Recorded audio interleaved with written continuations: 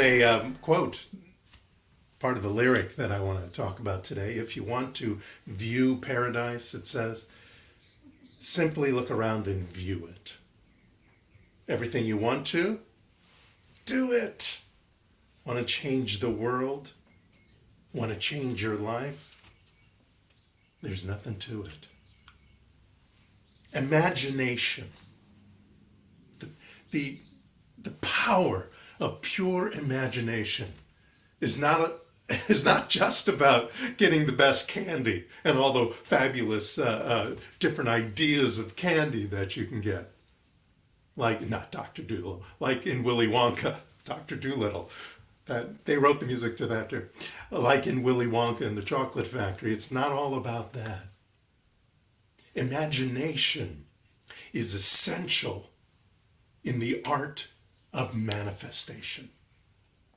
I was reading a story that Jean Houston recalled about her childhood, and she said, back when I was 8 years old, I was attending a school in Manhattan where they felt it was a good idea for students to meet some of the great thinkers and elders of the time.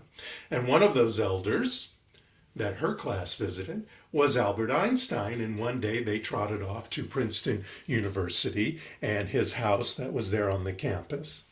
And she remembers him having a lot of hair, which we've seen that picture, and said he was very sweet. But she was saying that one of her smart alecky classmates said to him, so Mr. Einstein, how can we be as smart as you? And Einstein said, read fairy tales. And all the kids looked at each other like, what? What does that mean? And some other smart alecky kid said, well, then, Mr. Einstein, how do we get to be smarter than you? And he said, read more fairy tales. Imagination is essential in the art of manifestation. Now, you may say to me, well, Jay, I've put away childish things. Well, let me quote Mr. Einstein, Professor Einstein, to you again. He says, imagination is more important than knowledge, for knowledge is limited, whereas imagination embraces the entire world, stimulating progress, giving birth to evolution. Einstein said that. Imagination is more important than knowledge. Well, now you may say to me, well, I deal with facts, not fantasy, not hallucinations, none of that kind of stuff. Well, it's true, imagination is not a fact. But what it is a precursor to fact. There was a gentleman named Professor Morrison that taught at the University of St. Andrews, and he wrote, life itself is an activity of imagining. The world originates in a divine activity identical with what we know ourselves as the activity of imagination. The task being to open the immortal eyes of man inward into the worlds of thought, into eternity, ever expanding in the bosom of God, the human imagination. Reality is not stable or immutable. It is an endless becoming, and by only imaginatively projecting yourself into that flux, giving yourself up to it, could you ever discover yourself and what life really is. See, it's not something that we see in our present circumstance, meaning out there.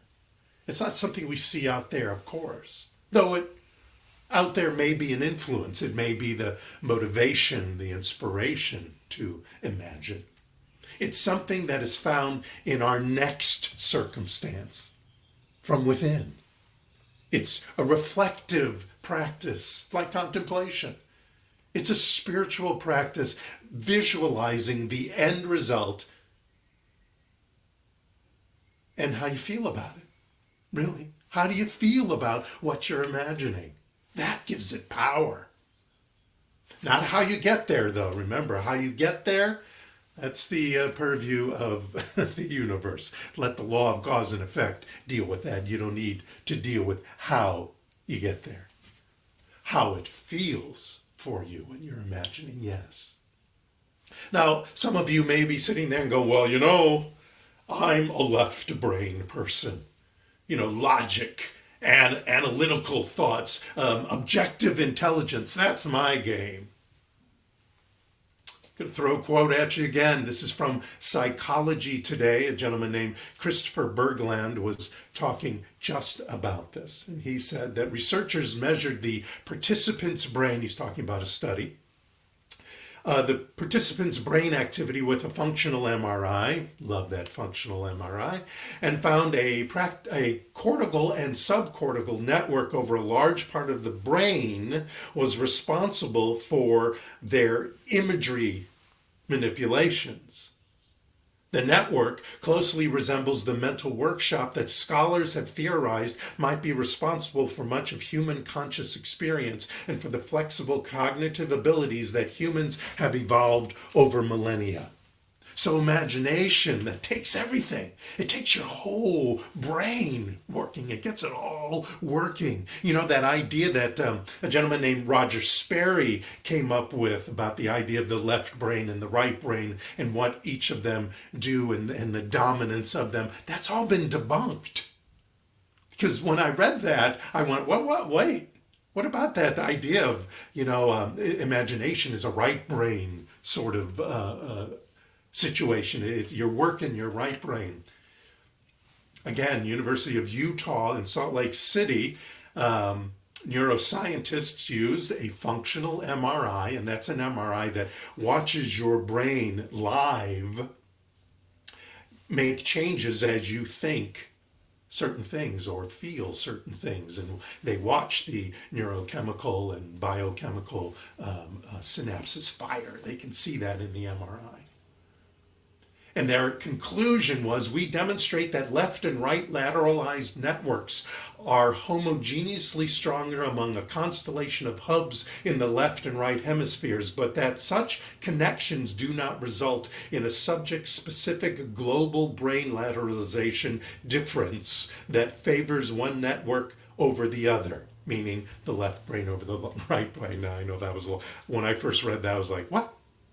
But I thought it was kind of fun to read that whole scientific thing. But basically what they're saying, after I read it several times, was that it's not the left brain or the right brain, it's all the brain working together.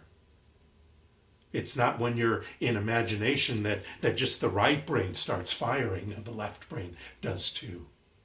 Imagination is essential in the art of manifestation. Why? Because it pushes you. It pushes you to unlearn what you've been told. When you imagine a different life, you are unlearning the junk that you've learned that has not brought that life into your experience right now. You ask different questions when you're in the world of imagination. And asking questions is essential for optimizing your life. And it helps you grow beyond what you thought you were, what you thought you were yesterday, what your parents thought you were, what your boss thought you were, that you somehow decided you were going to grasp onto and bring into your life. No, what you think you are and what the truth is of who you are, like Gary was saying, the individualized expression of the divine. Imagination is the solution mechanism in crisis management, in experimentation, in hypothesizing. When they're writing, when they're thinking about, before they write the mathematical, the equations, they imagine those in their head first. Nikola Tesla, the great inventor, he never wrote things down except to show somebody how to build it when he was working on other things, or to create the patent for it. Why? Because he saw it working in his mind. He could see the movement of this mechanism and that mechanism and how it created electricity and the other inventions that he came up with that we now all use, including radar, radio, the cell phone. Now you may say, it's bad enough. I have to dream every night. I don't want to waste time daydreaming. People feel that imagination is a daydreaming sort of thing. Well, remember what Prospero in The Tempest said. William Shakespeare wrote, "We are such stuff as dreams are made on." And Carl Jung emphasized the importance of dreams to the unconscious mind. In fact, I was reading that Keith Richards wrote Satisfaction while he was sleeping. He got up and he wrote it out later, but it all came to him as he was sleeping. Dreams are a step. Daydreams are a step to your imagination. It's the first step to creating your next now. Now, you are still using your logic. In fact, let me let a man of much logic explain it to you. This is a quote from Thomas Troward. Thomas Troward wrote many books on metaphysics. And earlier in his career, before he retired to write, he was a judge, a British judge in India. So his books, which can be difficult to read at sometimes, are very logical, they read like a law paper. And he wrote, now what we require to see is the creative process. This is from The Creative Process in the Individual. Now what we require to see is the creative process is only one way of working, and that is by reciprocity or reflection, or as we might say, by the law of reaction and action. The action always being equivalent and correspondent to the action which generated it. The mental equivalent, by imagining, envisioning what it is you have desire, what you want to declare to show up next. By doing so, the universe, the law, through reciprocity, through the mirroring of that imagination, brings it into your life. We transform by allowing this full state of mind, this brainstorming, so to speak, this taking a deep dive into the infinite possibilities. That's what imagination is doing, is taking a deep dive into infinite possibilities by envisioning, not just visioning, but envisioning your next adventure. It's the icing on the cake of demonstration, you might say. It's also the language of the eureka moment or the aha moment. That comes from imagining that to be. There's some memory that might jump into it, but when you're able to see, meaning envision, not see through your eyes, but envision what somebody is talking about, and you get that moment, that's because you can imagine it. The brain is a dynamic workspace. It only weighs about 3 pounds, but there's 100 billion neurons going on and 100 trillion connections of it. And I want to meet the guy who counted those. Now, let me go through some quick ways to inspire your imagination. And this first one is a very interesting one that you may not think of usually. And that is exercise. Exercise. Yeah, listen to what Ralph Waldo Emerson said of Thoreau. Now, you remember Henry David Thoreau left the city and he went to the country, to Walden Pond, and he wrote there. He was more inspired to write there. Well, Ralph Waldo Emerson said, they were great friends, the length of his walk uniformly made the length of his writing. If shut up in the house, he did not write at all. And here's a quote from Henry Miller, the novelist, who was an avid endurance cyclist.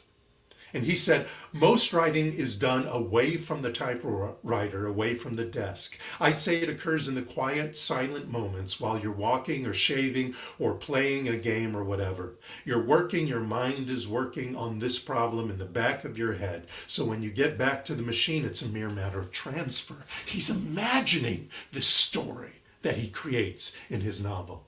The same with Joyce Carol Oates, who is a devoted runner.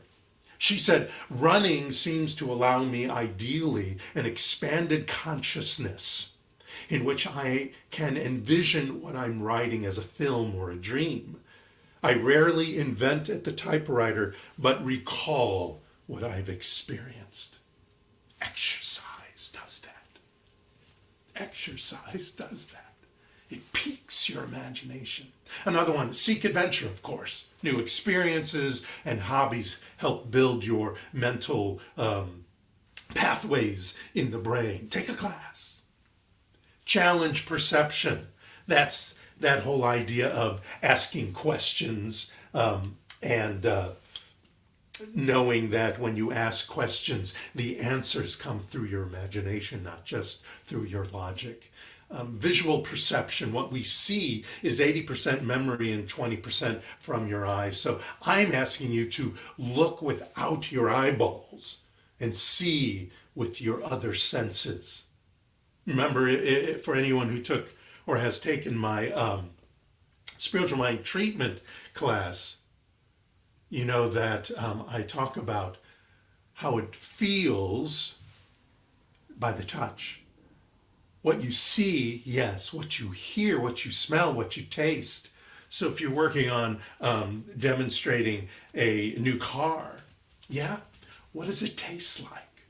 Use your imagination to focus in so much on this new piece of transportation that you even know what it tastes like. Not that you're going to lick your car, but there's a dimension to it, a depth to this idea of perfect transportation or anything else. Christopher Berger, lead author of a study at Sweden's Karolinska Institutet. He was the lead author, and they published in the scientific journal Current Biology. Excuse me, I got to adjust this. There we go. He wrote, what this study shows is that our imagination of a sound or a shape changes how we perceive the world around us. In the same way, actually hearing that sound or seeing that shape does. Specifically, we found that what we imagine hearing can change what we actually see, and what we imagine seeing can actually change what we actually hear. Important stuff. Oops, my camera here is slowly melting there. There we go. Voice it. There's another way. Sing, share a story, tell a story, read a fairy tale out loud, listen to a story. Audiobooks, a great way to use your imagination. See, voice is connected to the emotion, and the emotion is connected to the imagination, and all are connected to the power of manifestation. And of course, play. Be a kid again, at least an hour a day. Stargaze. Neville Goddard, who wrote a lot about imagination, said imagination is spiritual sensation. Enter the image of the wish fulfilled, then give it sensory vividness and tones of reality by mentally acting as you would act were it a physical fact. You change your perspective, you change your perception, and you change your life. That's what this whole year is about. Changing our perception and perspective on life by using our imagination. By having a clear and present clarity and certainty of what's going on, of what you're seeing. Imagination fuels that change. Now, let me close with, how does this connect with Father's Day? Why haven't I talked about Father's Day in this talk? Or the summer solstice, which happened yesterday? Or Juneteenth, which is an important commemoration that happened on Friday? Well, let me try to explain it this way. Like a father, imagination takes sacrifice, time, responsibility, nurturing, and devotion. It takes devotion of time and energy.